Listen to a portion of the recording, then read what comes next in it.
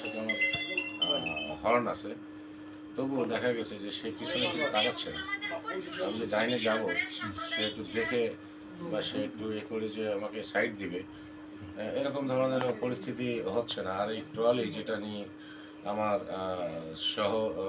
সভাপতি, আমার জাতীয় সাংবাদিক সোসাইটি মোস্তাফিজ, যেটা নিয়ে প্রতিবাদ করলো, প্রতিবাদটা ছিল আসলে ওরকমই দরকার ছিল। কান ধরে উপেশ করে সেটা হয়তো অমানবিক মনে হতে পারে আপনাদের কাছে, কিন্তু এর চেয়ে অনেক ন্যাক্কারজনক শিক্ষা তাদের দেওয়া উচিত। কারণ এক একজন এক একটা অঙ্গ হারিয়ে তারপরে তারা তাদের এই অভিজ্ঞতা, তার দুটো আঙ্গুল হারিয়ে আঙ্গুল দুটো আঙুল নাই, মুন্নাবাদ নাই, মুন্নাবাদ আঙুলের অবস্থা মানে আমার তবিকে যখন লিটু ভাইয়ের এই অবস্থা, 17 জন সদস্য নিরাপদ চাই, তার ভিতরে 3 জনের এই অবস্থা। আমার সংগঠনের প্রতিনিয়ত দুর্ঘটনা ঘটছে। আমার সংগঠনের সেক্রেটারি সামান্য একটা মোটরসাইকেল মেরে দিয়ে গেল, সে আজকে 3টা মাস, তারও বেশি হবে হয়তো, সে ভুগতেছে। ওখানে অপারেশন সামান্য ওখান থেকে কেটে গেল, সেটা নিয়ে সে ভুগতে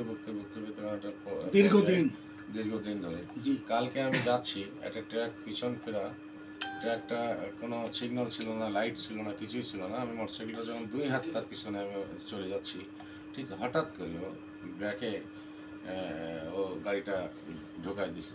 তখন আমার 2 হাত জায়গা, আমার কিছু করার ছিল না। তো এই যে সিগন্যাল ছাড়া, লাইট ছাড়া একটা ট্রাক, যারা সারা বাংলাদেশের সমস্ত বড় বড় সড়কে চলাফেরা করে, বড় হেভি লাইসেন্স তাদের দেওয়া হয়েছে সরকারের তরফ থেকে।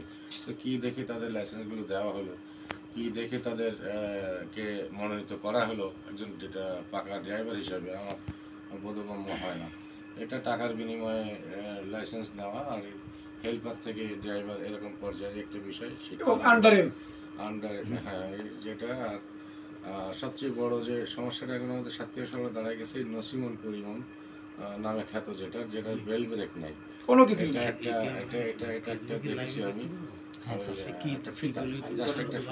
ফিতাটা স্লিপও করতে পারে, ওইটা হচ্ছে হলো তো হলো, না হলে না হলো। তাদের যে স্পিড 40, 50, 60 একটা স্পিড, কিন্তু আসলে মেনে নেওয়ার মতো না। তো যেহেতু তার 2টা আঙ্গুল এই নসিমন পরিবহন থেকে তার গেছে, সে তো তার গাটা জ্বালা করবে, সে ওখানে কান ধরে অভ্যাস করে। সেটা আমার কাছে খুব বড় ধরনের কিছু অমানবিক মনে হচ্ছে না, যেহেতু সে সাফারের একটা অঙ্গ দিয়ে সাফার, তাই না? একটা অঙ্গ দিয়ে সে আজকে এটা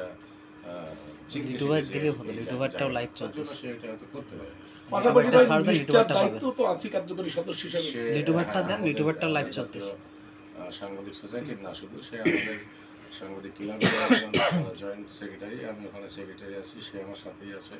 আমার সিদ্দিক ভাই আমার পাশে বসে আছে, উনি আছেন আমার সাথে। আবার নিরাপদ সড়ক চাইও সে একজন কার্যকরী সদস্য।